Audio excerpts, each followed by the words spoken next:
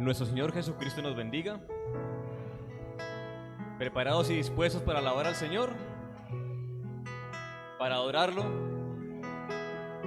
Bueno, esperemos que con el transcurso de las canciones ese espíritu se anime cada vez más. El Espíritu de Dios está en este lugar. Este lugar.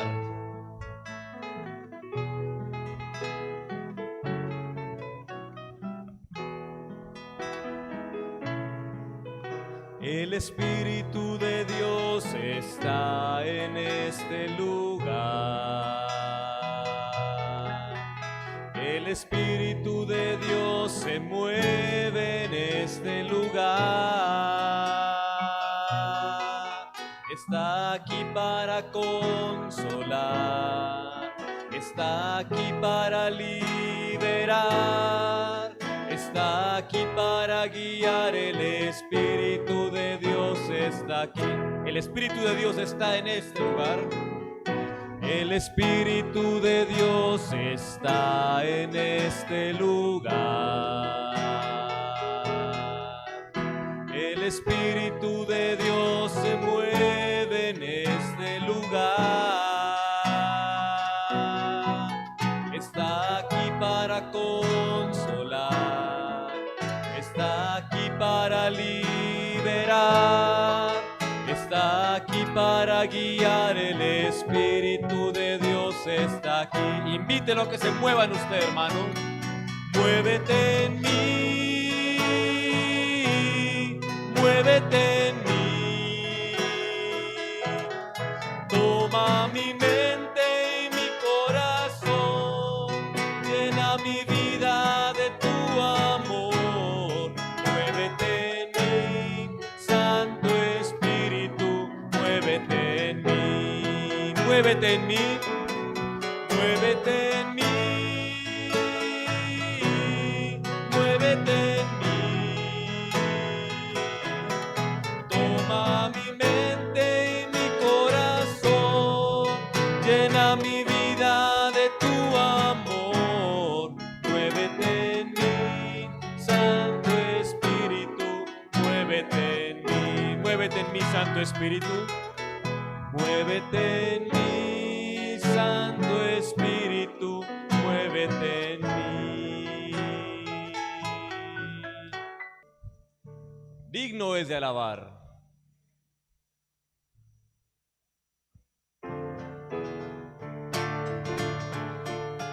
Digno es de alabar,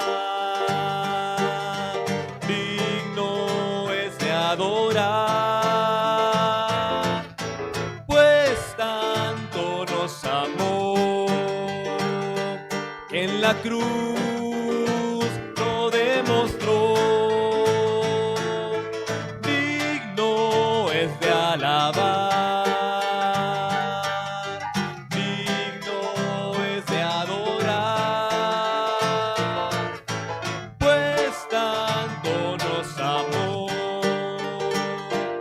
En la cruz lo demostró. No hay quien me ame como tú. No hay quien me guarde como tú, Señor Jesús, que pueda ofrecer lo que me ofrece mi Jesús. Las tinieblas no soportan su luz. No hay quien me ame como tú. No hay quien me guarde como tú, Señor Jesús, que pueda ofrecer lo que me ofrece mi Jesús. Las tinieblas no soportan su luz. Te exaltaré, te exaltaré.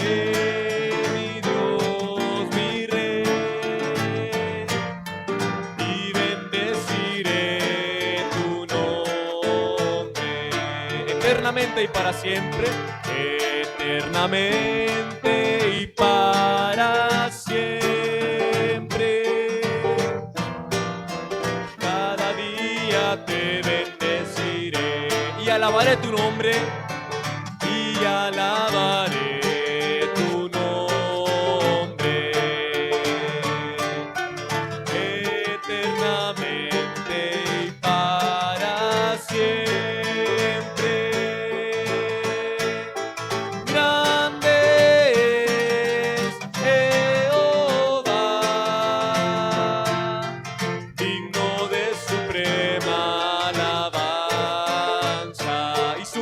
grandeza es inmensurable y su grandeza es inmensurable. Cada día te bendeciré. El culto de hoy va a ser maravilloso, porque el Señor va a derramar de su poder. El culto de hoy va a ser maravilloso, porque el Señor va a derramar de su poder. Derrama, Señor, derrama, Señor, derrama sobre nosotros tu poder. Derrama, Señor, derrama, Señor, derrama sobre nosotros tu poder. El culto de hoy va a ser maravilloso, porque el Señor va a derramar de su poder. ¿Creemos eso, hermano? El culto de hoy va a ser maravilloso, porque el Señor va a derramar de su poder. Dígale, derrama, Señor, derrama, Señor, derrama, Señor, derrama sobre nosotros tu poder. Derrama, Señor, derrama, Señor, derrama sobre nosotros tu poder. Gloria a nuestro Dios, que derrame su poder en nosotros. ¿Quién subirá al monte de Jehová? Yo subiré.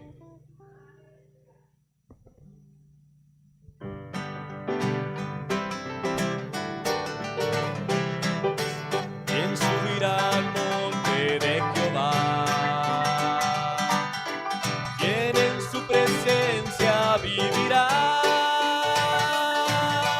¿Quién subirá al monte de su santidad?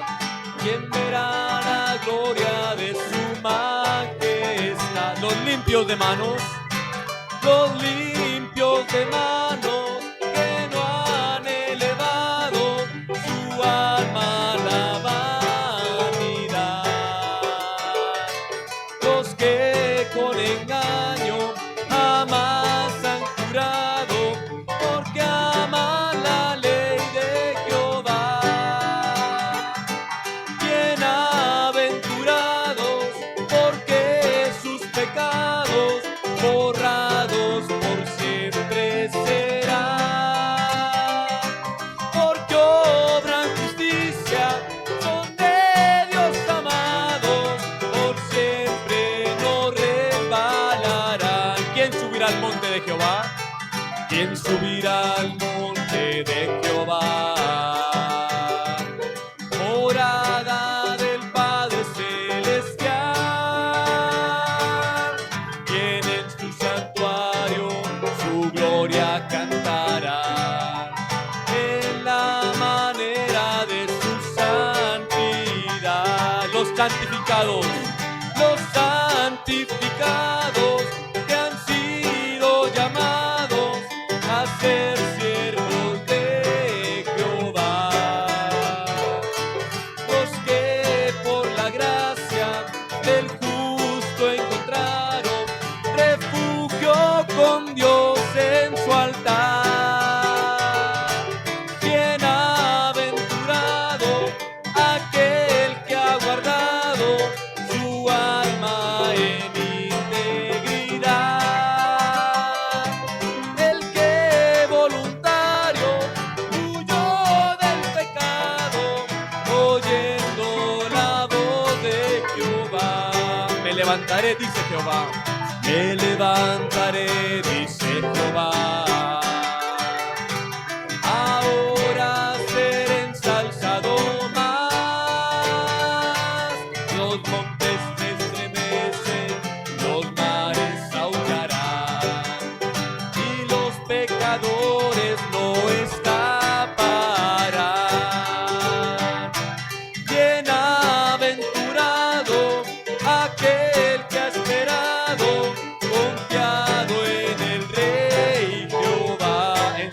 medita, en su ley medita, de día y de noche, el bien prosperado será. Y los redimidos, por Cristo elegidos, él mismo los vino a comprar. Aunque perseguidos, mas nunca vencidos, iremos a Sion a morar.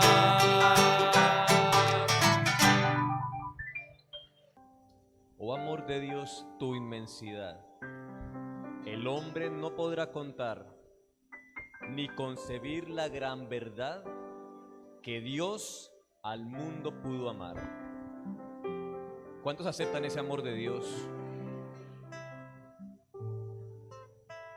Vamos a enamorarlo. Así como Él nos enamora con su palabra, cantémosle al oído, susurrémosle al oído de ese amor tan infinito que tiene para con nosotros, del agradecimiento que hay en nuestros corazones por su compasión.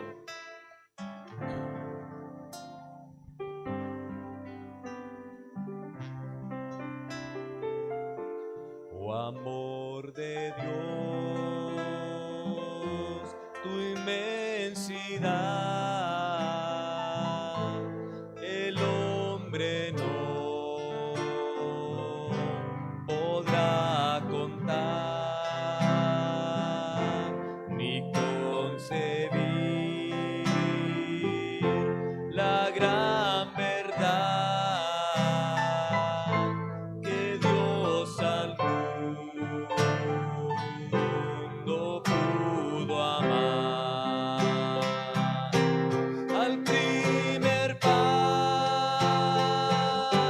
de su hogar, echados compadeció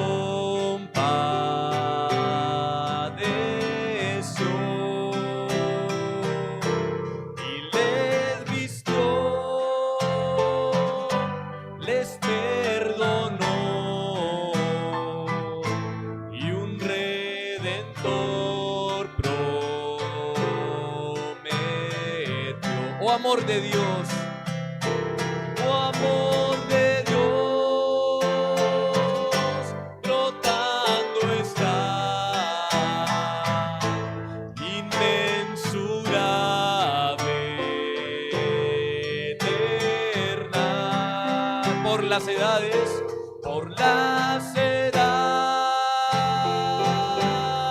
durará, inagotable, raudal. Si fuera tinta todo el mar y todo el cielo un gran papel, y todo el cielo un gran papel, y cada hombre un escritor, y cada hombre un escritor, y cada hoja un pincel, y cada hoja un pincel. Nunca podría describir, nunca podrían describir el gran amor de Dios que al hombre pudo redimir, que al hombre pudo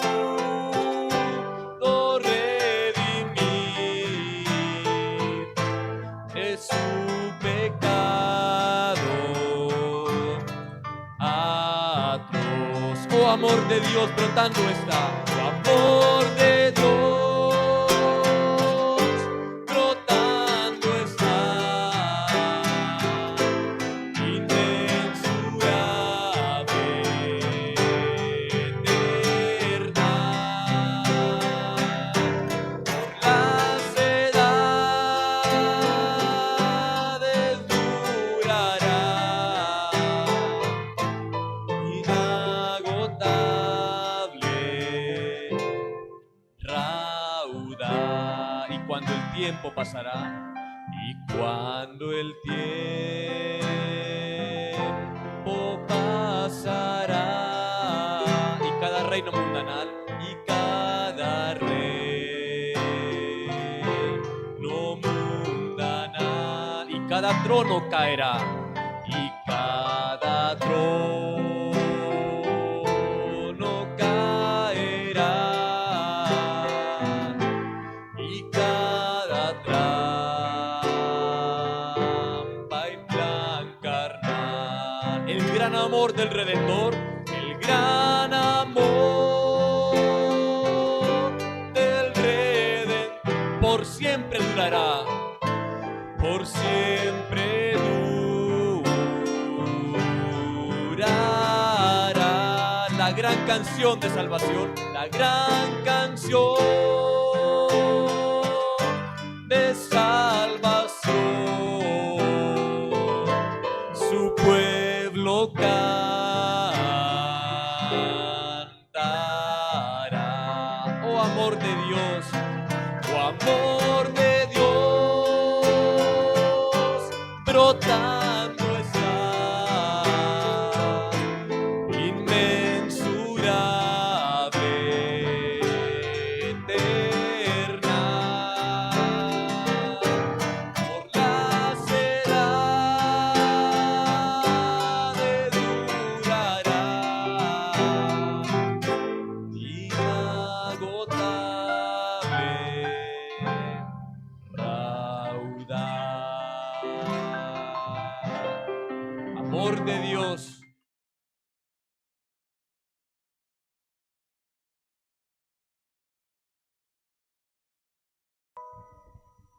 Dispongámonos para recibir su palabra, cantando manada pequeña, no tengas temor.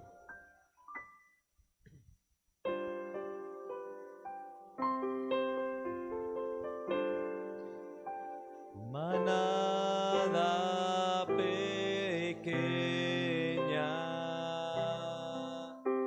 no tengas temor. Él vino a morir por tu salvación, y todo poder, y todo poder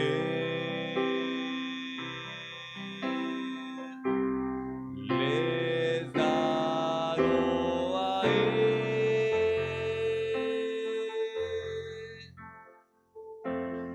por su gran amor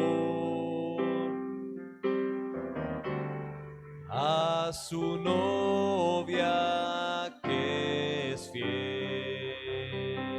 Solo creed, solo creed,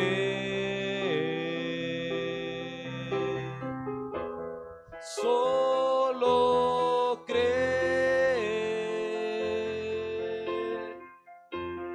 Todo es posible,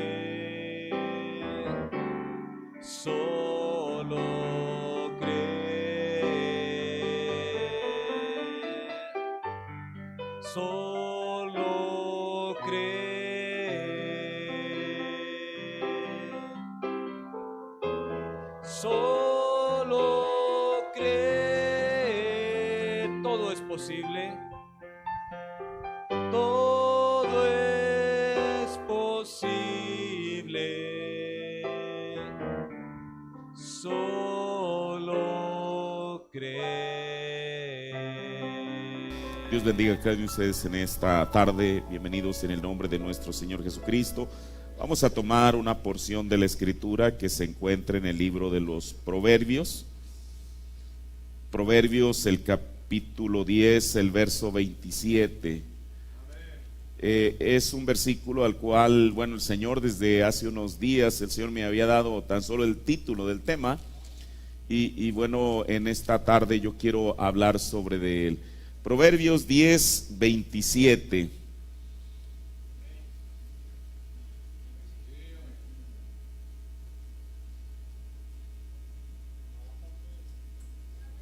Déjeme ver.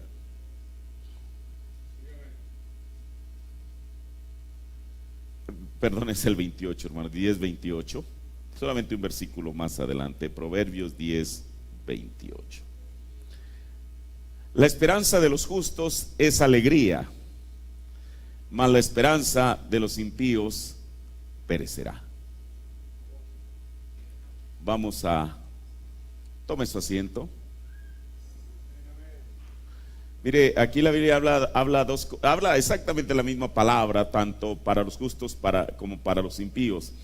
Y en esta tarde yo quiero hablar un temita. Le digo que tiempo atrás me vine ese pensamiento y comencé a relacionar algunas cosas que el profeta dice. Y en esta tarde quiero hablar sobre un tema que le he titulado En las manos equivocadas. En las manos equivocadas. Y bueno, quiero traerlo, hacer referencia a lo siguiente. Mire, esta escritura se refiere a lo que para alguien es una bendición, eso mismo puede ser para alguien una maldición. Mire, le voy a poner un ejemplo, y no es mi tema, solamente para poner un pequeño ejemplo. Todos sabemos que el arca de Dios para el pueblo de Israel significaba tanto, porque era la misma presencia de Dios con ellos, porque ahí Dios prometió habitar. Pero cuando esa arca, la misma arca, uno dice, bueno, el profeta dice que el arca era solamente una caja de madera forrada de una lámina de oro. ¿Qué hacía la diferencia? Quizá cualquier otra persona pudo haber construido una caja de madera y forrarla de oro. ¿Qué era lo que hacía la diferencia? Lo que hacía la diferencia era el poder de Dios, la presencia de Dios. Entonces, después de todo, el arca no solamente era eso, era la presencia de Dios que estaba allí. Dios pudo haber escogido cualquier otro lugar para morar, pero Él lo escogió allí. Ahora, cuando esa misma arca cayó en manos de los filisteos, para ellos fue una maldición el tenerla en sus medios. Hemos leído esa historia, ¿verdad?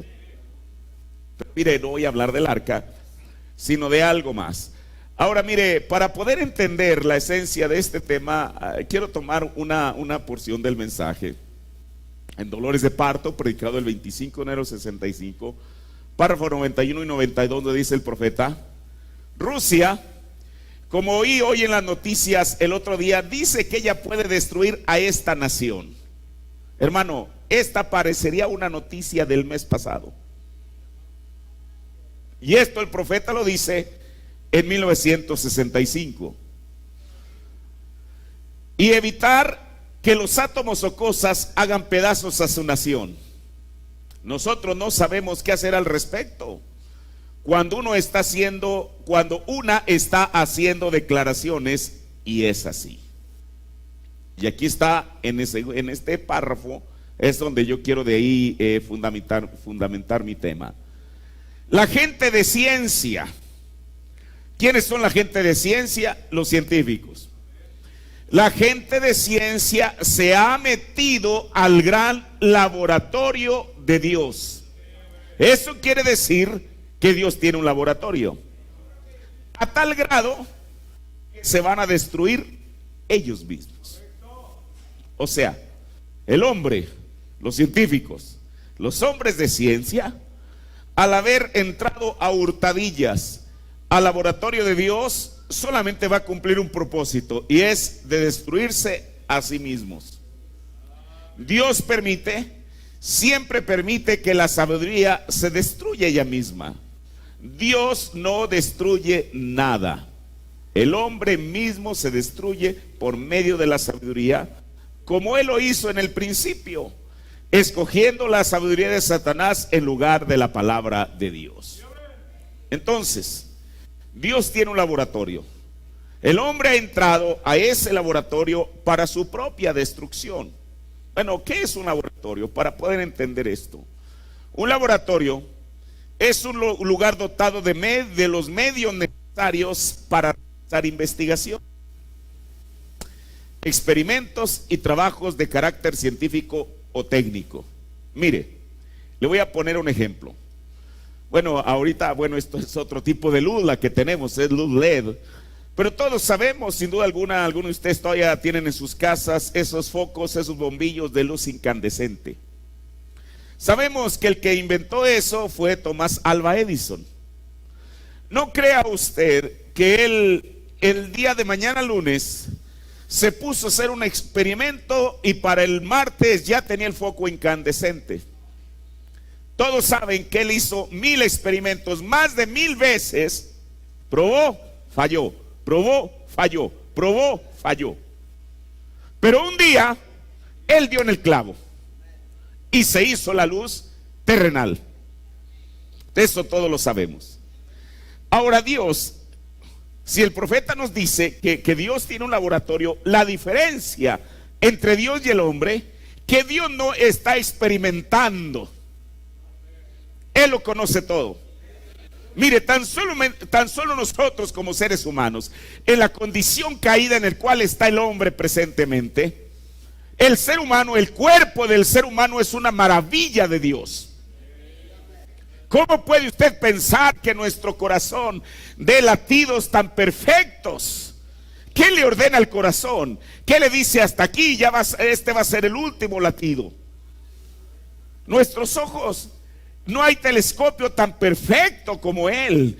Bueno, nosotros que ya comenzamos a entrar en cierta edad, pues ya necesitamos anteojos. Pero regularmente una persona que no necesita anteojos puede ver tan claramente esta Biblia que está aquí como la persona que va entrando a la iglesia. ¿Por qué? Usted sabe, hoy en día se llama el zoom. ¿Qué es eso? Es el acercamiento y el retirar algo. Usted sabe, usted no puede, no tiene por aquí un aditamento para ajustar a su vista. Esto se hace automáticamente. Ahora, ¿quién fue el diseñador de este cuerpo? Fue Dios mismo. Si al hombre se le hubiera dado la facultad de diseñarnos, yo le garantizo que hasta este día todavía no hubieran logrado inventar un ser humano. Han inventado robots y a mí me deja asombrado cómo muchas de esas máquinas, porque esos son sin alma, con una inteligencia artificial pueden hacer muchas cosas que el hombre puede hacer. Pero usted nunca va a ver un robot llorando, porque no tiene sentimientos. Nosotros, un robot riendo, bueno, a lo mejor por ahí le graban una risa, pero no tiene facultades, hermano, como tenemos nosotros. Entonces, a diferencia, mire qué cosa, tanto Dios como el hombre han entrado al mismo lugar, porque el laboratorio no es del hombre. ¿De qué es? De Dios. Solamente que Dios no tiene ahí unas probetas, no tiene unos tubos de ensayo para hacer una mezcla y a ver qué resulta. Él ya sabe lo que va a resultar. Cuando Él tomó de los 16 elementos del polvo para hacer nuestro cuerpo, Él sabía que iba a resultar. Porque Él lo sabe, Él es Dios. El hombre no. Esa es la diferencia entre Dios y el hombre. Ahora, el asunto no es que el hombre haya entrado al laboratorio de Dios, sino que el profeta nos dice que el propósito, o por haber hurgado en el laboratorio de Dios, el hombre, el ser humano, es para su propia destrucción. Eso es lo que el profeta dice. Ahora, mire, ¿cómo el hombre ha hurgado en el laboratorio de Dios? Mire, cositas para mí maravillosas. Yo le voy a decir algo. Yo todavía no he perdido la capacidad de asombro ante lo que leo en el mensaje. Esto es sencillamente maravilloso. Mire, en un sermón que se titula La fe en acción, predicado el 10 de octubre del 55, párrafo 32, dice el profeta: y ustedes pongan cuidado. La ciencia procurará demostrar que Dios es un mentiroso. Hace algún tiempo aquí se dijo que con toda seguridad Dios cometió un error. Escuche, cuando Él dijo que Él formó el firmamento antes que hubiese un sol que formara, que cometió un error. Pero, ¿saben una cosa? Ellos anduvieron por ahí a tientas en el laboratorio de Dios. Mire, a mí me gusta, hermano, esto parece hasta poético. Cómo el hombre anda a tientas. Dios, cuando quiere lograr algo, Él está seguro de lo que quiere lograr.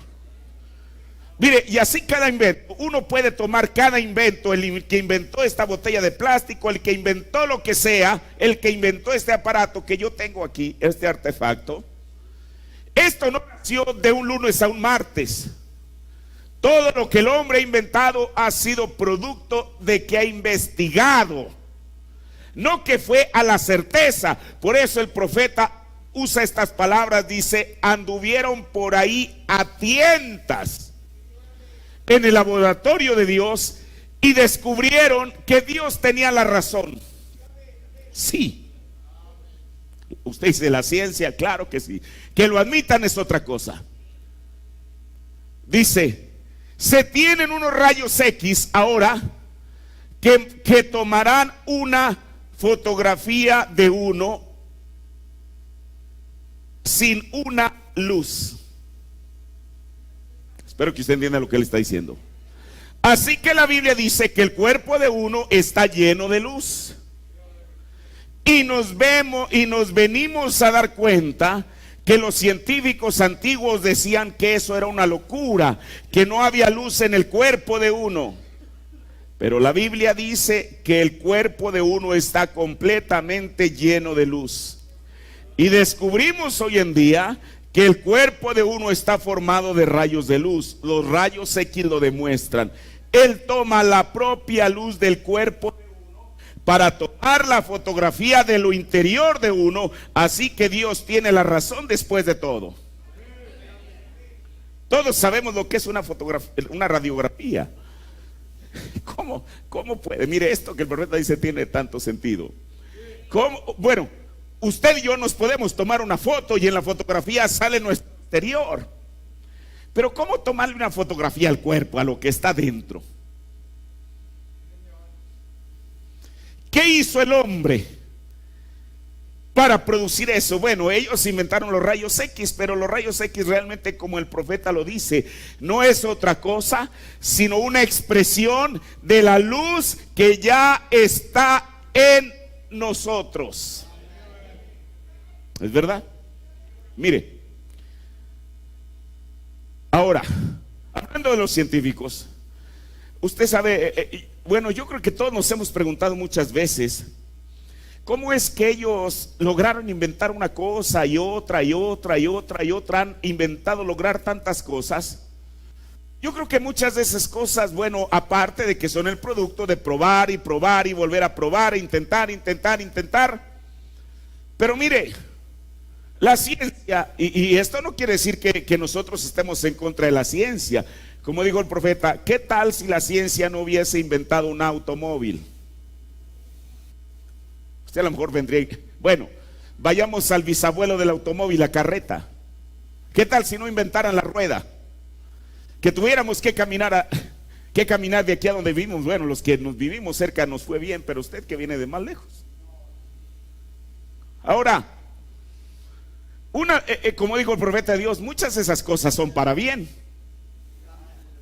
Pero con todo y eso, el profeta dijo que los accidentes automovilísticos matan a más gente que la guerra. Eso es lo que dijo el hermano Brennan. Ahora, pero mire, algunas cosas, o muchas de las cosas que la ciencia ha inventado son para bien. La electricidad, bueno, si no, imagínense, ahorita estuviéramos alumbrándonos con una tea y ahí. Pero hay otras cosas, que ahí es donde quiero direccionar mi tema, que cuando el hombre ha entrado al laboratorio de Dios, las ha inventado para su propio perjuicio, para su propio mal y para su propia destrucción, como el profeta lo dice.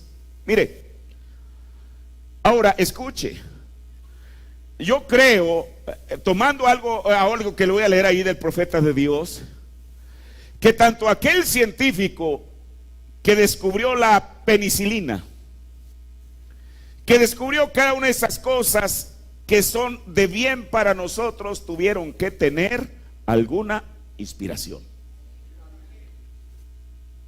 Pero también quien destruyó, o quien inventó, o quien descubrió aquello que perjudica al ser humano, tuvo que haber tenido una inspiración. Mire, yo le voy a decir algo, y qué bueno que nosotros como humanos vamos en un propósito de aprendizaje.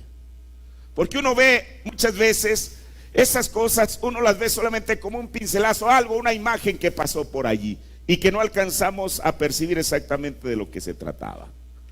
Pero mire, esto que acaba el profeta de Dios nos va a decir, sinceramente yo le digo, yo nunca había pensado en eso. Cuando Él nos lo trae, entonces uno ya dice, pues sí, es verdad. Mire, en el sermón guarda que de la noche, predicado el 30 de noviembre del 58, párrafo 70. Dice, las naciones están en contra de las naciones y han jugueteado por el laboratorio de Dios hasta que han recibido el poder para hacerse estallar uno al otro hacia cenizas atómicas. Mire, cuando recién se inventó la pólvora, quizá aquella persona que la inventó, bueno, quizá en principio pensó que le iba a dar un buen uso. Pero a medida que el tiempo avanzó, aquello se fue pervirtiendo.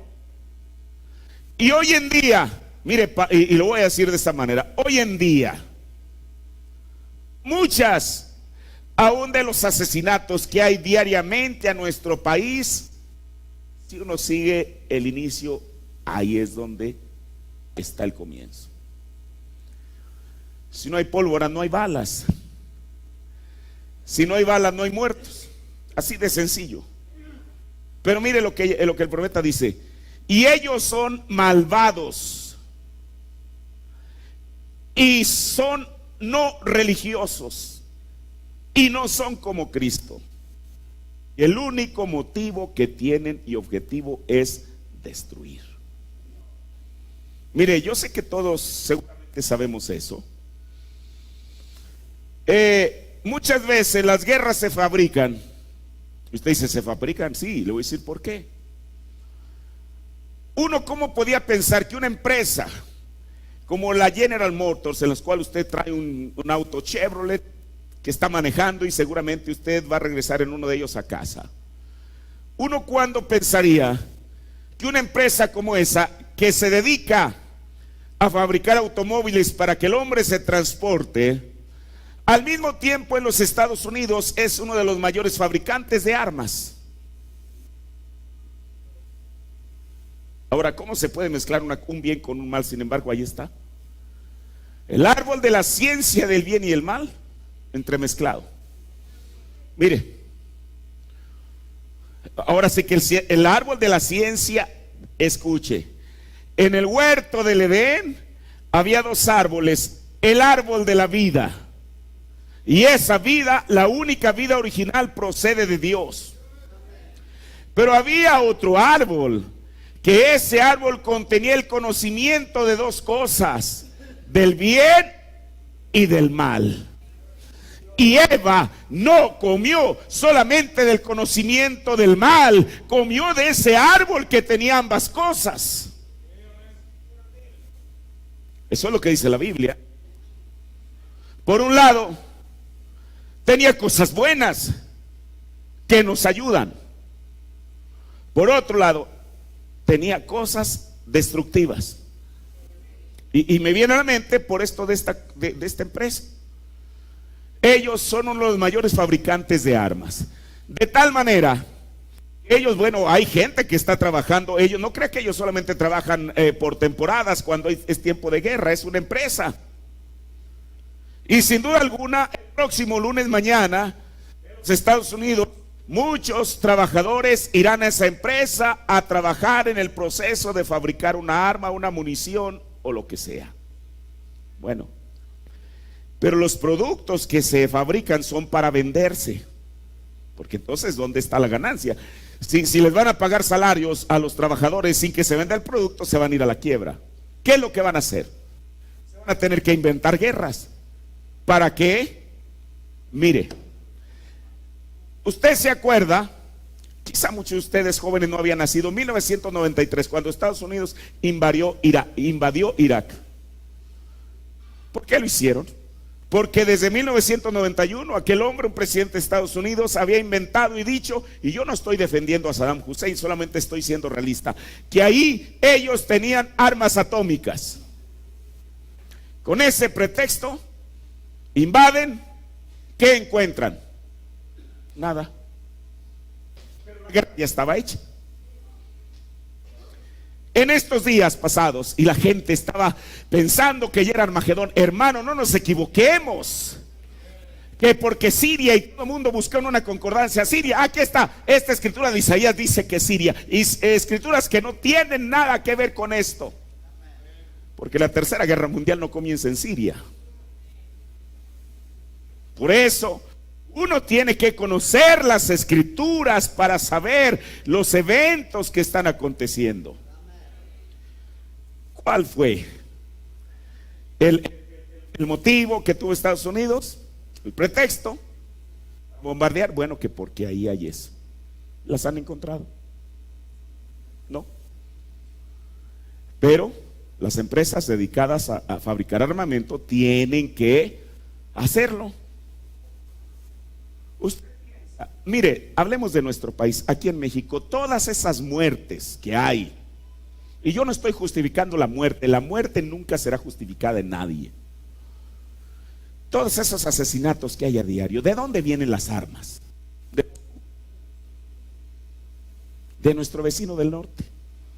Por eso para ellos no les es conveniente, el gobierno hace como investiga nada, porque para ellos no les es conveniente pedir que esas armas entren a México, porque no las, bueno, no digo a nosotros, no, a mí no. A las personas que andan en ese asunto no se las regalan, se las venden. Es venta. Es como importar unos zapatos de cualquier país. Ahora, mire, ¿sabe por qué? Por esto que dice el profeta. Y ellos son malvados y son no religiosos y no son como Cristo. Y el único motivo que tienen y objetivo es destruir.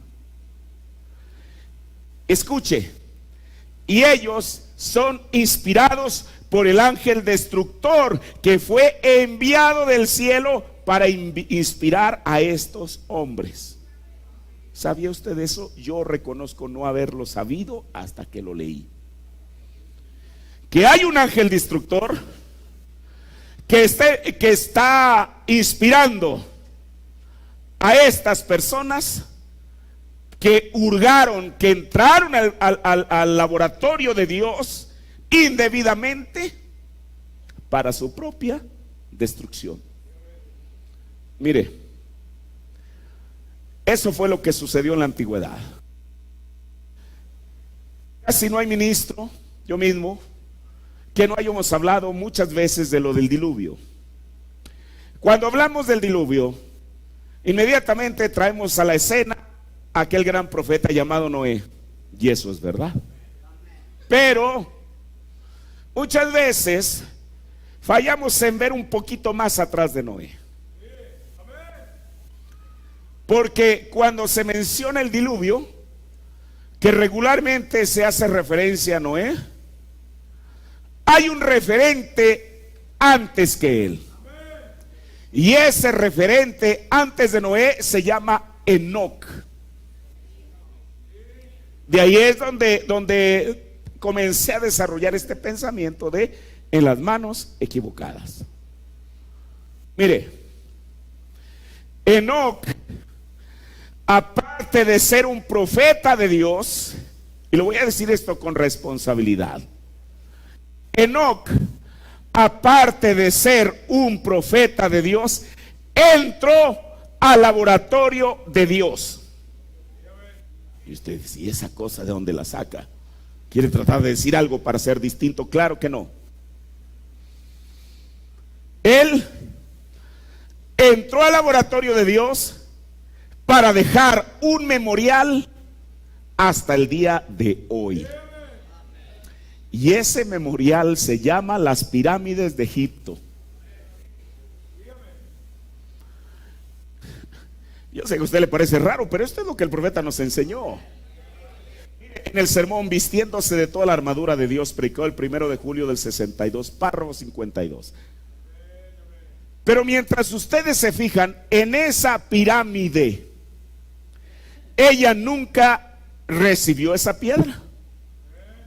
Enoc construyó esa pirámide o en sus días. Mire, yo sé que habrá gente allá afuera. Yo espero que para nosotros no. Yo nunca he batallado para creer esto. Yo quisiera preguntarle en esta tarde, espero que usted me ayude. Entonces, ¿quién construyó las pirámides de Egipto? Bueno, no todos están convencidos. Yo digo Enoc. Hermano, hoy en día yo he visto documentales sobre las pirámides y unos especulan que esas grandes piedras, ¿con qué las movieron, hermano?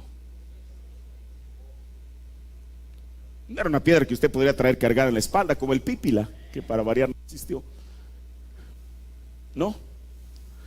Además, en esa región de Egipto, todo lo que hay es arena.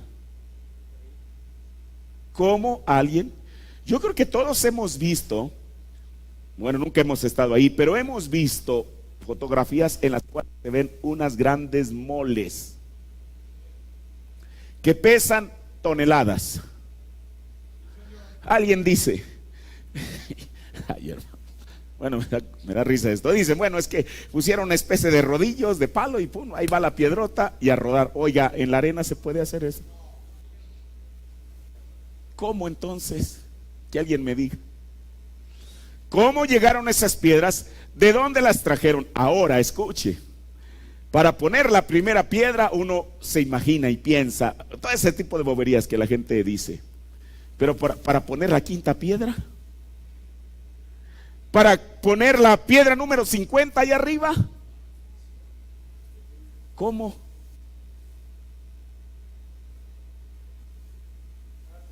¿Cómo? Dios sabe cómo.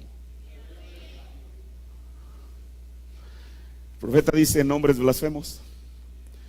Como Enoc, quien edificó las pirámides que nosotros creemos. Mire, en vistiéndose en la armadura de Dios lo predicó, bueno, no quiero especular, pero no lo predicó Jeffersonville.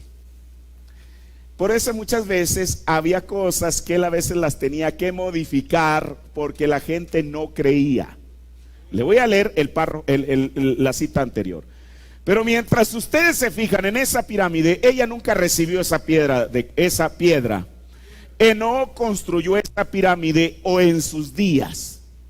Bueno, porque la gente le iba a decir, señor Branham, hermano Branham, reverendo Branham, ¿en qué se basa usted para decirnos que Enoc construyó las pirámides?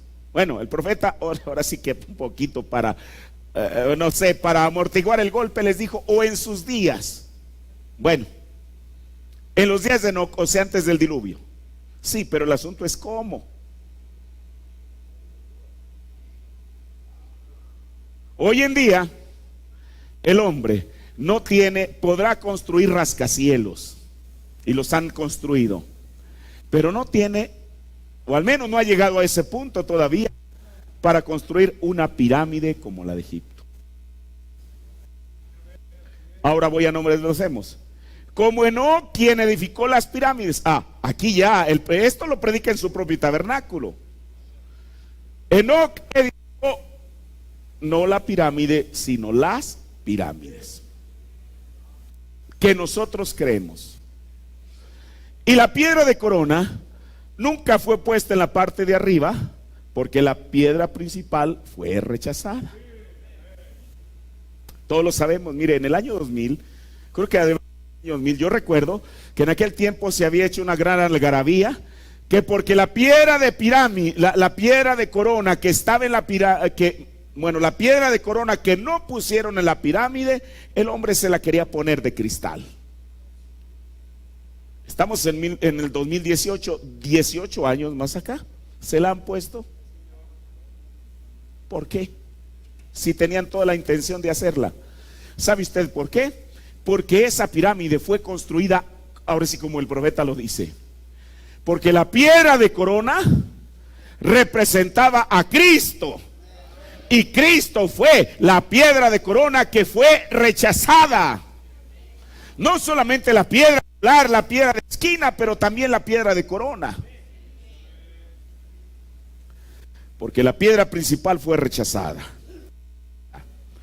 Si hasta aquí tenemos la certeza de que fue Enoc el que la construyó, la pregunta ahora es esta: ¿qué clase de arquitecto era Enoc para construir una de las 7 maravillas del mundo antiguo? ¿Qué arquitecto era? Hoy en día, las mejores universidades que existen en el mundo todavía no pueden proporcionar ese conocimiento. Bueno, entonces nos preguntamos qué clase de arquitecto era él. Si el profeta de Dios nos dice que fue él el que las construyó, ¿cómo las construyó? Mire, en Apocalipsis capítulo 4, parte 2, predicado el 1 de enero del 61, párrafo 59 al 60, dice: y lo único que él hizo, o sea que Dios hizo, fue permitir que el hombre insensato y tonto, qué cosa. Mire, dice: no, hermano, los científicos no son tontos, son los hombres más inteligentes que existen sobre el planeta. Pero ¿a qué se refiere cuando él dice: y lo único que él hizo fue permitir que el hombre insensato y tonto, hiciera exactamente con su ciencia para cumplir lo que él sabía que vendría? Nunca destruyó al mundo. El hombre destruye al mundo.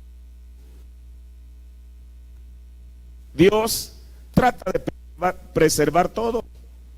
El hombre se destruye a sí mismo por medio de su conocimiento, como él lo hizo en el huerto del y demás. Así que, escuche, así que algún fanático echó mano de algún poder atómico en alguna parte que ellos tenían. Escuche, ellos tenían o ellos podían trabajar con él entonces porque podían hacer cosas con él entonces que nosotros no hemos aprendido todavía. No estamos tan adelantados. Quizás se necesiten 3 o 4 años todavía o más antes que podamos hacerlo para hacer lo que ellos hicieron. Ellos construyeron las pirámides y las esfinges y demás. Nosotros nunca podríamos hacer eso. No podríamos reproducir eso. No hay manera de que lo hagamos, a menos de que pudiéramos obtener poder atómico. Mire, escuche esto que le voy a decir. Dice el profeta que nosotros no podíamos construir algo como aquello, a menos que ¿qué? Que tuviéramos poder atómico. Hermano, si fue Enoc el que construyó las pirámides, entonces ¿con qué clase de poder lo hizo? Poder atómico. Mire, y el poder atómico no solamente se aplica a construir una bomba, hay muchas cosas. Mire, por eso cuando Einstein entró al laboratorio de Dios, originalmente, escuche, cuando él comenzó a hacer los bosquejos y hablar de la teoría y la relatividad y esas cosas, el propósito de él original no era usarlo para la destrucción del hombre. Pero hubo otro alemán, si usted ha estudiado la historia, que emigró de Alemania precisamente para Estados Unidos, no recuerdo ahorita, Oppenheimer, algo así se llama, que él emigró y entonces comenzó a hacer experimentos, y fue después cuando Einstein le envía una carta al presidente, el que estuvo después de Roosevelt, ¿cómo se llamaba, hermanos? Truman, sobre la posibilidad de que ese descubrimiento pudiera ser utilizado para una bomba de destrucción masiva. Ahora, pero entonces, según lo que el profeta nos dice, el hombre común no tenía ni los conocimientos, ni la ciencia, ni la artefactos, ni la maquinaria para poder construir pirámides. ¿Qué se requería? Poder atómico. Entonces, mire, porque el poder atómico no lo inventó el hombre, el poder atómico es algo que Dios lo hizo, solamente que el hombre entró ahí, comenzó a reunir los elementos para poder lograr su objetivo. Entonces, Enoc entró allí, no, usted sabe, no a hurtadillas, como el profeta nos acaba de decir, no por ahí, usted sabe, en la manera que el hombre entró, para poder usarlo para bien. Y uno dice, bueno, hermano, pero las pirámides hoy en día pues solamente sirven, vayan y las visiten. Pero qué bien, porque no quería dejar un memorial. Porque yo me sigo parando en este principio, que el profeta dijo que esa es la segunda Biblia que Dios escribió. El zodiaco, las pirámides y esta. Ahora, dice el profeta, nosotros nunca podríamos hacer eso. No podríamos reproducir eso. No hay manera que lo hagamos a menos de que pudiéramos obtener un poder atómico. El poder de la gasolina, el poder eléctrico no levantaría una de esas rocas, no la movería del suelo. Y algunas de ellas son de una cuadra de alto arriba en el aire y pesan 1.000.000 de toneladas. ¿Cómo las subieron allá arriba? Ahora aquí el profeta lo pluraliza, pero él dijo que fue una sola persona. Y esa persona fue Enoc. Ahora, en Dios residía ese poder, ese conocimiento. Pero ¿qué sucedió cuando ese mismo poder, cuando ese mismo conocimiento cayó, y aquí está mi tema, en las manos equivocadas? Aquí mismo en Apocalipsis capítulo 4, parte 2, párrafo 61. Y ellos soltaron eso. Alguien dejó que una de esas bombas atómicas apareciera en la pantalla de algunos otros allá en aquellos días. Porque como fue en los días de Noé, como fue esa clase de civilización, esa clase de gente inteligente, fue en los días de Noé, como fue en los días de Noé, así será también en la venida del Hijo del Hombre. Una petición de lo que fue. ¿Ven? Por un lado, Enoc, con poder atómico, construyó unas pirámides para dejarlas como un memorial. Ese fue el conocimiento en las manos correctas. Pero ese mismo conocimiento en las manos equivocadas produjo la propia destrucción del hombre. Mire, todos sabemos, y se necesita ser un erudito bíblico para entender eso, que la edad de Noé era una edad científica. ¿Por qué? Porque Jesús dijo que como fue allá, así es hoy. Lo que hoy en día estamos viendo no es otra cosa, sino un reflejo de lo que fue allá. Y mire, todos sabemos que lo que terminó con aquella civilización, con excepción de 8 personas, fue el diluvio. Y eso está en la Biblia, desde luego. Ahora, si uno lee el orden de los eventos en la Biblia, eso ya lo he predicado aquí en esta iglesia y lo voy a volver a decir. Fueron dos cosas. A Génesis 7:11 nos dice el orden de estas cosas.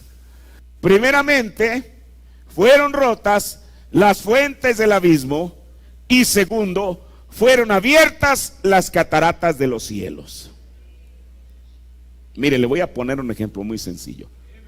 Hablemos de abrir una puerta. Una cosa es que alguien le dé una patada a una puerta y la abra, si es que se puede abrir. Y otra cosa es que le dé la vuelta a la perilla. Se está consiguiendo el mismo objetivo, pero con métodos distintos. Le vuelvo a repetir. Si alguien tiene la suficiente fuerza, vamos a suponer que se trata de una puerta de madera, no puede abrirla y pum, le da un puntapié a aquella, o una patada a aquella puerta. ¿Qué va a pasar con la puerta? Como fue abierta de una manera violenta, se va a romper. Pero si se abre la puerta en la manera provista, que usted gire la perilla, la puerta va a ceder, el pestillo, y uno entra. En lo del diluvio hubo dos cosas. Mire, ¿por qué la Biblia? Vamos a Génesis 7:14. ¿Por qué la Biblia no las pone de la misma manera? Génesis 7:14. En el año 600 de la vida de Noé, en el mes segundo, a 17 días del mes, el profeta nos dijo, bueno, el mes segundo sabemos que es mayo, no es febrero, es mayo, porque el primero es abril, el segundo es mayo, y el profeta en el sermón Jehová Jireh dice eso exactamente, que esto sucedió en mayo. En el segundo mes, a 17 días del mes, aquel día fueron rotas todas las fuentes del grande abismo, y las cataratas de los cielos fueron abiertas. Hermano, ¿por qué la Biblia, para referirse a las grandes fuentes del abismo, por qué no dice que fueron abiertas, así como fueron abiertas las cataratas de los cielos?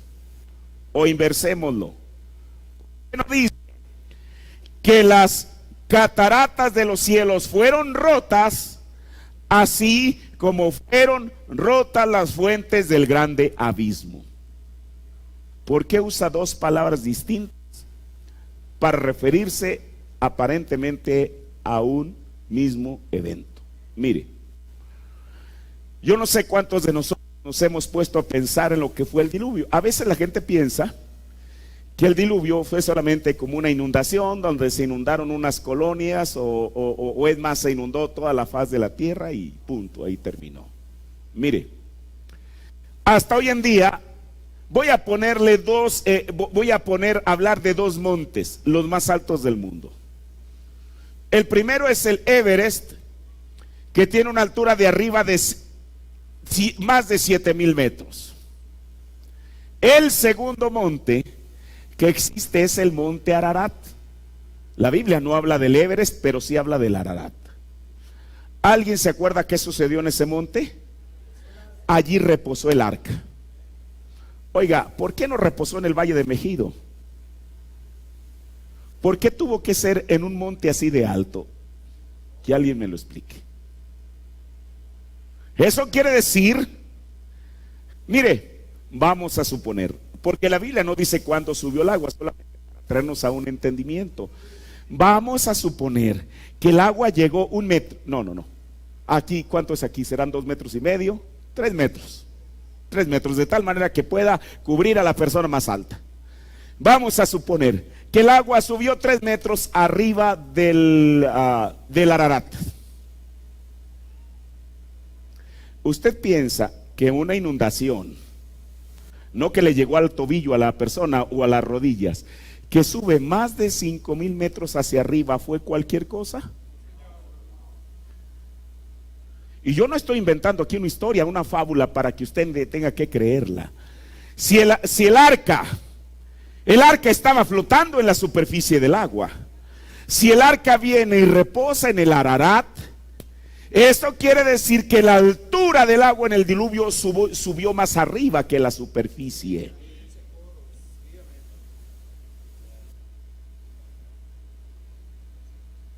¿Dice 15 codos? ¿Sabe lo que son 15 codos? La medida de un codo, por eso le llamaban codo, era de aquí a aquí. Eran aproximadamente 45 centímetros. Ahora imagínense, este detalle está tremendo. Si el agua subió 15 codos arriba del Ararat, ¿qué altura debió de haber tenido desde, digamos hoy en día como contabilizamos la altura sobre el nivel del mar, qué altura debió de haber tenido el agua? Dejemos a el agua que mantuvo flotando el arca y que cuando el agua bajó, cayó allí. Ahora, la Biblia no dice que estuvieron lloviendo 10 años consecutivos, fueron 40 días y 40 noches. Hermano, qué lluvia, por más torrencial que sea, durante 40 días y 40 noches puede producir una elevación del agua a ese nivel. Qué lluvia. Por eso, la Biblia siempre tendrá la razón en lo que dice. ¿Por qué? El orden de los eventos es que las grandes fuentes del abismo fueron rotas. A veces cuando hablamos del diluvio dijimos, es que llovió. Bueno, eso es parte de la verdad, pero no es toda la verdad. El agua de la lluvia que venía de arriba contribuyó, pero yo creo que lo principal fue el agua que brotó. Hoy en día todos sabemos que está comprobado. Ahora la tierra dice que el agua está sentada en agua. Está comprobado y comprobado que del subsuelo de esta tierra está lleno de agua. Si no, dígame de dónde sale el agua de esos pozos profundos. Ahora, aquí está lo mismo que lo que voy a repetir. En las roturas de las fuentes del abismo, que es lo primero que menciona la Biblia, tuvo que ver el hombre directamente con sus experimentos atómicos. Usted dice, ¿y eso de dónde está? Está en el mensaje.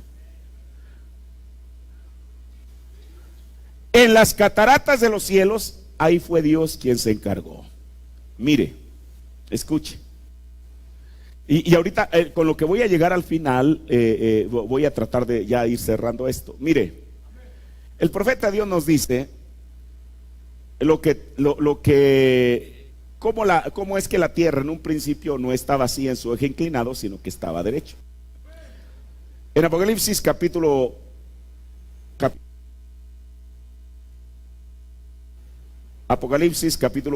parte 3. Mire, no sé si es esto el micrófono el que está fallando.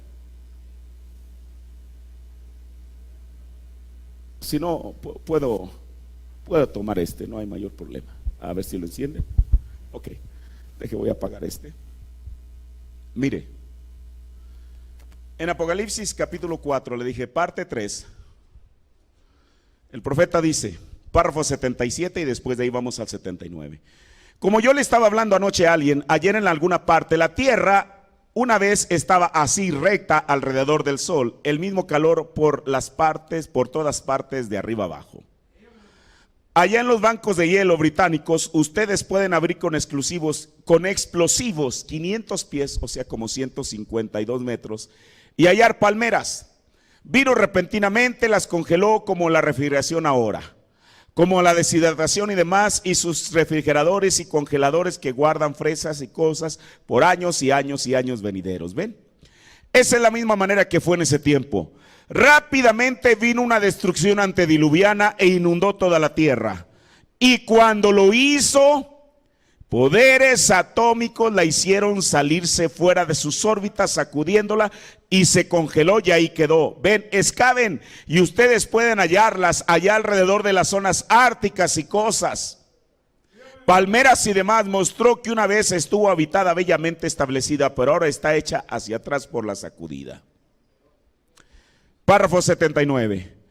Cuando el hombre la sacó de su órbita por medio de explosiones hacia un lado, ¿qué sucedió? La arrojó hacia atrás el calor aquí abajo y el frío allá arriba. Y el calor y frío, ¿qué acumulan? Siéntanlo aquí en las ventanas ahora mismo, caliente aquí adentro y frío afuera. Ven el sudor, y la lluvia no es más que sudor, transpiración, y el agua es cenizas. Así que entonces mire, en sonido incierto predicó el 18 de noviembre del 60, de diciembre del 60, párrafo 258. Ahora, ¿cómo puede decir la ciencia la lluvia viene de allá? Pero ven ustedes, Dios sabía cómo traer la lluvia de allá. Él causó un terremoto, o alguien que tenía poder atómico que ellos arrojaron y estallaron en alguna parte de la tierra, e hizo que la tierra se inclinara, la sacó de su órbita y ahora está inclinada. Y cuando ellos hicieron eso, el calor de la tierra y el frío de la tierra cerca del sol y alejada del sol causó que aparecieran las nubes. Entonces, ¿qué fue lo que pasó con la rotura de las fuentes del grande abismo? Tuvo que haber sido el hombre que con sus pruebas atómicas, aquello se les fue de las manos, causaron que aquello se rompiese, y como la Biblia bien lo menciona, el grande abismo, y la tierra, el agua comenzó a salir de la superficie y a inundar la tierra. Dios, ahora mire, desde luego, porque tampoco no quiero que malentienda que yo le estoy dando todo el crédito a la ciencia. Cada vez que nosotros hablamos del diluvio sabemos que fue Dios. Eso yo no lo estoy negando en esta tarde. Pero ¿qué fue lo que pasó? Mire, el hombre, y ahorita lo vamos a ver en la Biblia, solamente voy a tomar 2 versículos y termino. El hombre, en su afán, cuando entra al propio laboratorio de Dios, se destruye a sí mismo solo para cumplir lo que Dios ya ha dicho en su palabra. Mire, si hoy en día el hombre, como creo que ninguno de nosotros tenemos alguna duda, ha entrado al laboratorio de Dios, ¿qué es lo que se espera? ¿Qué es lo que se espera? Ahora sí que mire, y ahorita para que entienda, o para que ya entienda un poco más el propósito o el título de este sermón, en las manos equivocadas. ¿Qué fue lo que hizo ese poder en las manos de Enoc? Construir unas pirámides. ¿Qué hizo ese poder en las manos equivocadas? Destruirse a sí mismo. Ahora, si hoy en día, porque con esta cita fue con la que comenzamos esta tarde, que el profeta de Dios nos dice que el hombre entró al gran laboratorio de Dios, al grado que se van a destruir. No está diciendo que ya se destruyeron, lo cual se destruyeron en el diluvio, que el hombre ha entrado al laboratorio de Dios para destruirse a sí mismo. Porque ¿qué es lo que ha hecho el hombre? Ha descubierto algo que Dios ya tenía. Ahora, escuche. Si el hombre hoy en día ha entrado a ese laboratorio, ¿qué es lo que se espera? Mire, el profeta está orando en el sermón, ¿por qué estoy en contra de la religión organizada? El párrafo 250. Y dice, yo ruego, Padre, mientras las vemos a todas siendo atadas, está hablando de esos manojos de la cizaña, dice, ahora para un fuego atómico pronto. ¿Se imaginaba usted que cuando dice la Biblia que la cizaña es juntada en manojos y atada para hacer qué? Quemada. Bueno, alguien dice, ok, mire, la cizaña, cualquier planta que está seca, usted con un cerillo ya, aquello se redujo a cenizas. A veces la gente piensa que Dios va a manejar sus asuntos de esa manera, que él va por ahí poner un poco de combustible y el cerillo y aquello se acabó. ¿Qué dice el profeta? ¿Qué tipo de fuego va a ser? Fuego atómico.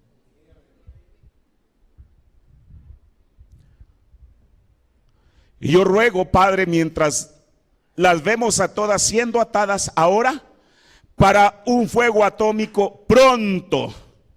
Yo ruego, Señor, que tú permitas que el trigo esté lleno y pesado. Entonces, ¿qué es lo que va a traer esta destrucción? Un fuego atómico. Ahora, mire, él está hablando aquí de la cizaña cuando es atada, pero ahorita voy a llegar más adelante. En obras es la fe expresada. El párrafo 3:34, el profeta dice: pero recuerden, los elegidos, predestinados, el pacto preordenado, Abraham y su grupo tienen un mensajero también. Observen lo que él hizo.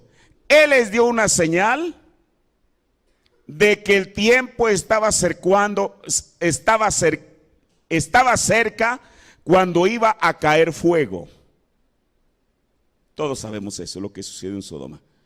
Dice: ahora, ya no en el tiempo de Lot, sino en nuestro tiempo, ahora es fuego atómico lo que estamos buscando. Fuego atómico, la ira de Dios. Mire, tomemos dos escrituras. La primera de ellas está en un libro que yo creo que prácticamente todos hemos leído. Está en el libro de Malaquías. Malaquías, el capítulo 4. El verso 1. Malaquías 4:1.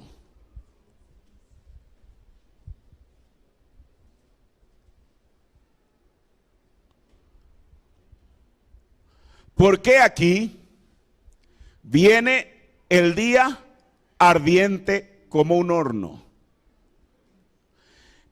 y todos los soberbios y todos los que hacen maldad serán como estopa. Mire, voy a detenerme aquí. Usted sabe, hace algunos años, cuando hubo aquí el asunto de los 43 estudiantes que fueron, que desaparecieron, porque solamente Dios sabe qué pasó. Usted sabe, aquí en México se le trató de dar a la gente una explicación absurda. Que ese día que estaba lloviendo, para variar, los llevaron como rehenes a un cierto lugar, que los mataron, y luego que después de allí los llevaron a un lugar, imagine usted, a 43 cadáveres, y les prendieron fuego y que se hicieron cenizas.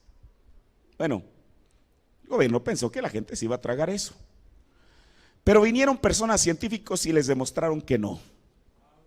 Aun cuando, como dijeron ellos, que pusieron llantas y eso, todo lo demás, ellos sabían, para hacer 43 cadáveres, no es fácil que se consuman así.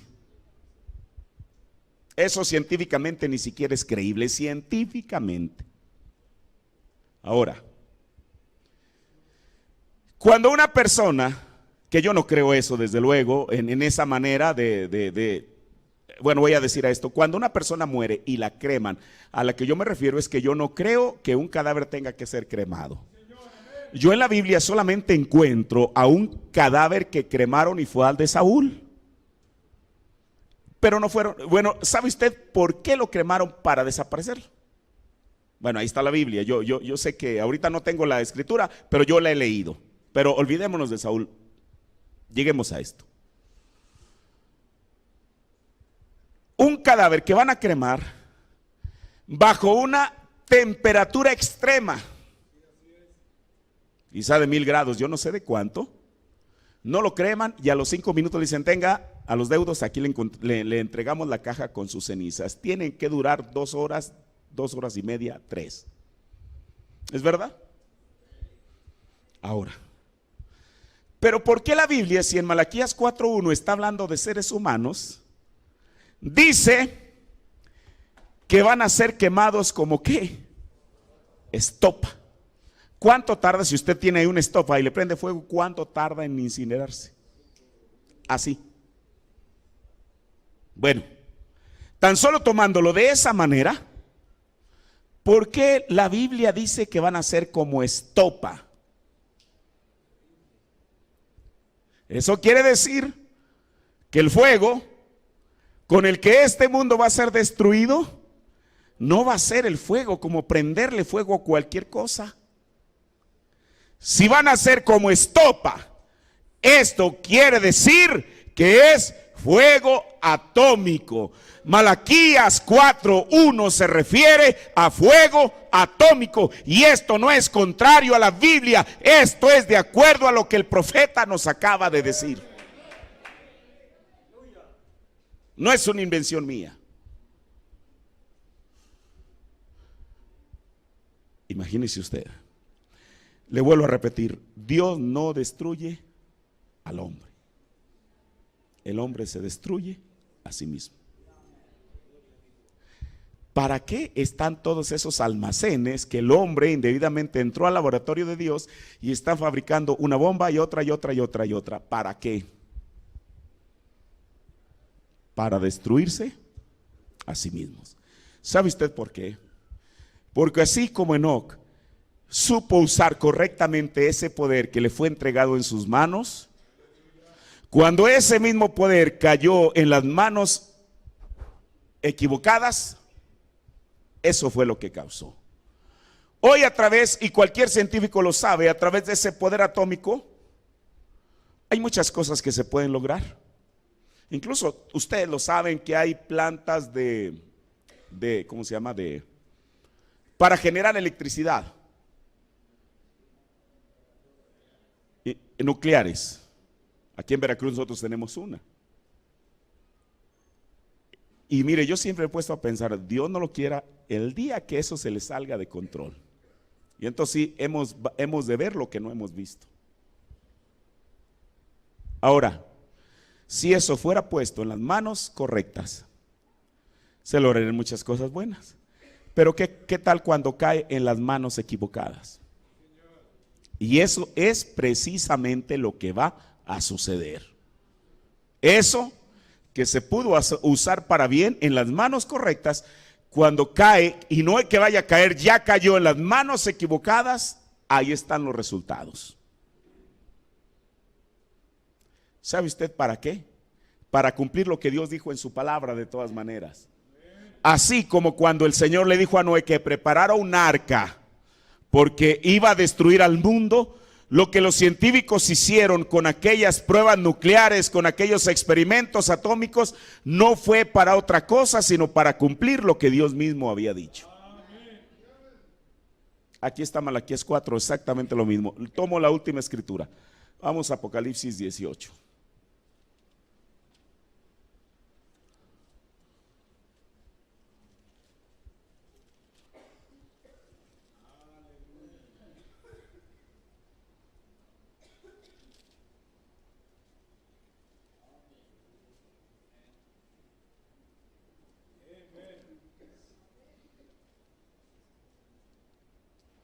¿Ya lo tiene?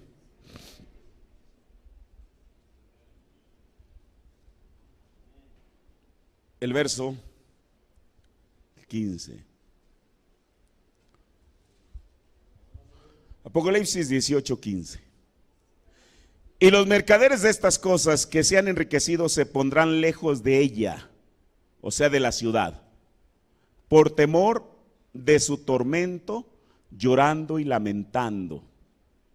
Y diciendo, ay, ay, aquella gran ciudad que estaba vestida de lino fino y de escarlata y de grana, y estaba dorada con oro y adornada de piedras preciosas y de perlas. Porque en una hora han sido desoladas tantas riquezas, y todo patrón y todos los que viajaban en naves y marineros y todos los que trabajaban en el mar se estuvieron lejos. Bueno, pero ¿por qué? Verso 18. Y vieron el humo de su incendio, y viendo el humo de su incendio, dieron voces diciendo, ¿qué ciudad era semejante a esta gran ciudad? Ya terminó. Examinemos esta escritura. Primeramente nos dice que los marineros y todos los que trabajaban en el mar se estuvieron lejos. Mire, escuche. Todos sabemos que por la curvatura de la tierra, después de cierta distancia mar adentro, usted ya no alcanza a ver la costa. Eso es natural. La Biblia dice, no que ellos vieron el incendio en sí, sino ellos vieron el ¿qué? El humo del incendio. Bueno, eso en cierta manera pudiera parecer natural, de que uno esté en alta mar y vea un humo que se levanta. Pero la cosa importante en esto es que la Biblia dice que su destrucción vino en una hora. Dígame, ¿qué fuego humano puede destruir una ciudad en una hora? Consumirá un edificio, pero toda una ciudad. Mire, aquí sí yo voy a citar al hermano Green, pero solamente como una referencia. Esto usted no lo tiene que tomar. El hermano Green dice que en una ocasión él estaba platicando con el hermano Branham de esta escritura, y que cuando llega al asunto del fuego, del incendio con el que se destruyó esta ciudad, dice que el profeta de Dios le dijo: hermano Green, ese es fuego atómico. Mire, eso solamente tómelo como una referencia. Lo que yo sí se lo puedo probar con el mensaje es que el profeta dijo en unos 3 sermones, dijo: Rusia tiene una bomba atómica con un nombre que dice Estados Unidos de América y con otra que dice Roma. Eso fue lo que él dijo. Y si él dijo, yo lo creo. Así que por eso, ahora, esas son solamente para 2 ciudades, pero Malaquías 4 no nos habla de una sola ciudad, nos habla de todo el mundo. ¿Por qué? Le vuelvo a repetir, si son bombas atómicas, pero en las manos equivocadas. Termino con esto. El profeta dijo en 1961, dijo: aún un país del tamaño de Cuba puede destruir al mundo entero. ¿Y sabe una cosa que él dijo más? Dijo: solamente se requiere que un loco que haya bebido vodka presione el botón. No que haya bebido tequila, bueno, eso ya nos salva a nosotros como mexicanos, pero que haya bebido vodka, presione el botón y aquello vuela a pedazos. ¿Sabe por qué? Porque seguirá siendo en las manos equivocadas. Póngase de pie. Yo creo que esto es, hermano, esto es para pensarlo. El mismo poder que pudo construir una pirámide fue el mismo poder que destruyó al mundo en el diluvio. El mismo poder que hoy en día pudiera ser utilizado, y a lo mejor muchas cosas son utilizadas en cosas correctas, nobles y buenas, en las manos equivocadas, será el mismo poder que va a destruir el Vaticano, que va a destruir Estados Unidos y que va a destruir al mundo. En las manos equivocadas. Oremos. Señor Padre, en esta noche, Señor Jesús, en esta tarde, yo te doy gracias una vez más por tu palabra, Señor Jesús. Padre, esto nos hace reflexionar en muchas cosas, Señor. Tu palabra siempre va en línea y es la verdad, Señor. Padre celestial, oh Dios, nosotros solamente al escuchar estas cosas no podemos hacer algo más sino acogernos a tu misericordia, Señor Jesús. Porque es lo único, Padre celestial. El juicio ya está decretado y Dios, como dijo tu profeta, así como Nabucodonosor fue un instrumento en tus manos, también Rusia, él lo dijo claramente, es un instrumento en las manos de Dios. Aunque ellos nieguen a Dios, no saben que es Dios aquel que con su mano poderosa los está llevando para cumplir lo que tú ya dijiste en tu palabra, Señor. Esto no es un cuento de fantasías, esa es tu palabra, Señor Jesús. Es tu palabra revelada para nuestros corazones, Señor Jesús. Gracias, mi Dios, en esta tarde, por esta porción más de tu palabra que tú nos has permitido escuchar. Que sea una revelación para nuestras vidas, en el nombre del Señor Jesucristo. Amén. Dios bendiga a cada uno de ustedes.